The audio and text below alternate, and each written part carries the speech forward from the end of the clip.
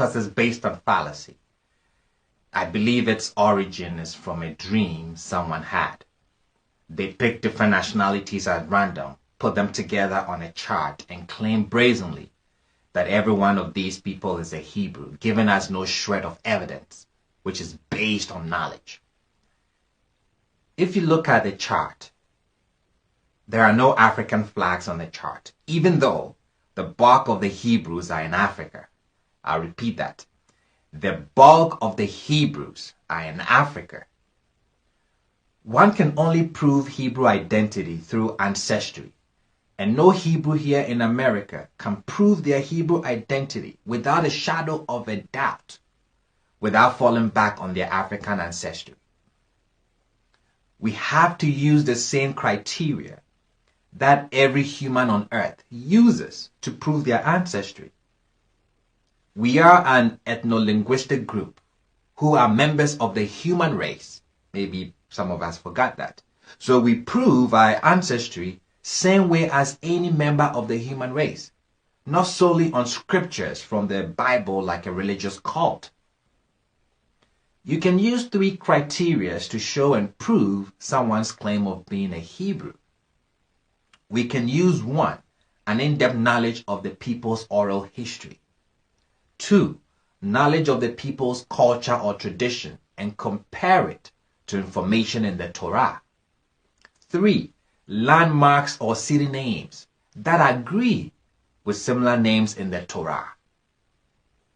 Now, all these countries on this 12 tribes chart will have to show us a community that predates colonialism or imperialism that fits these 3 criteria. Their culture, language, and landmarks. Someone has to show us evidence that validates the claim of this 12 tribe chart. I can show you all day countless tribes in West Africa that fit all these 3 criteria easily. Let's look at 1. It's important to note that modern Hebrew tends to add a letter to some ancient Ewe words. Ewe means Hebrew. Example, the modern Hebrew name Gad is a corruption of Gan, and Dan is a corruption of Da. That is why the people call themselves Gans and not Gads. Let's look at the tribe of Da, what is commonly known as Dan. Majority of the people who make up the tribe of Da occupy the landmark currently known as the Republic of Benin. They are spread across what used to be Ewe land, Ewe Nigba, but majority live in the Republic of Benin. For centuries, the country was known as Dahomey before it was renamed to Benin. What does Dahomey mean? Let's turn to the oral tradition of the people to answer this question. Dahomey is a compound name, Da and Home. Da is the name of their ancestor, and Home means home. Put together, you get the home of Da, what we call Dan now. Specifically, the home of the tribe of Dan. Remember, the N is an addition.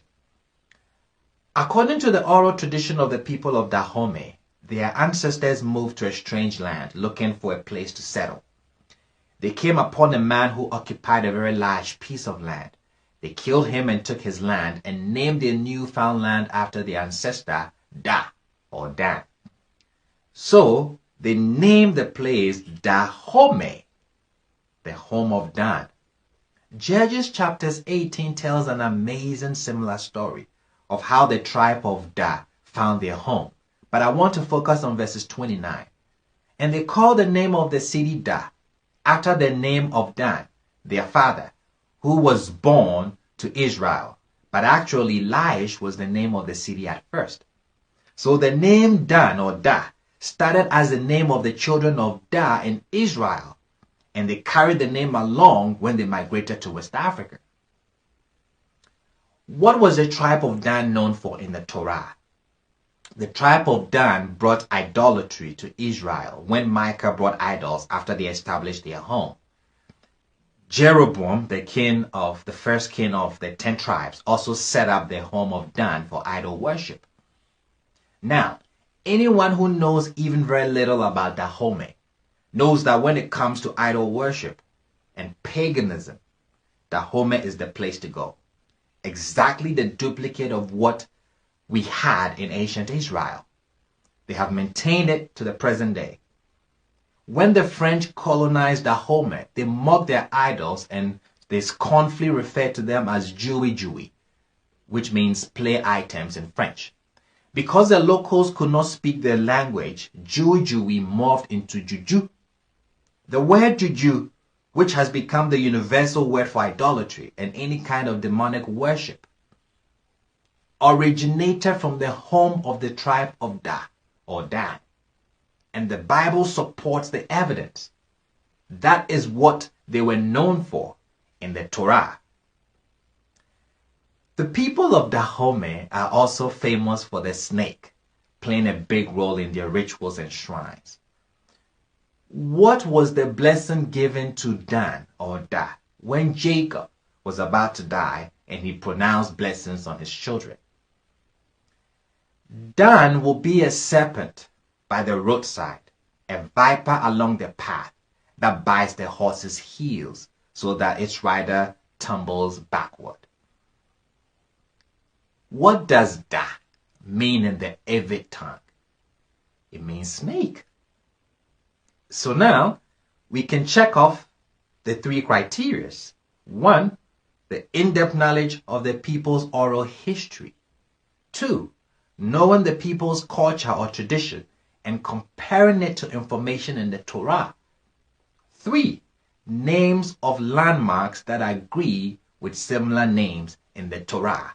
And we've done that with the Hebrews in Dahomey. We want proofs. Show us that the West Indians are from the tribe of Benjamin, using the same criteria I just used. I'm not saying anyone is not or is a Hebrew. What I'm saying is that one should base their claims on facts and not on falsified information or bogus verses from the Bible. That is why I don't subscribe to the 12 tribe chart, because they don't meet this criteria. It's falsified. It's a fallacy.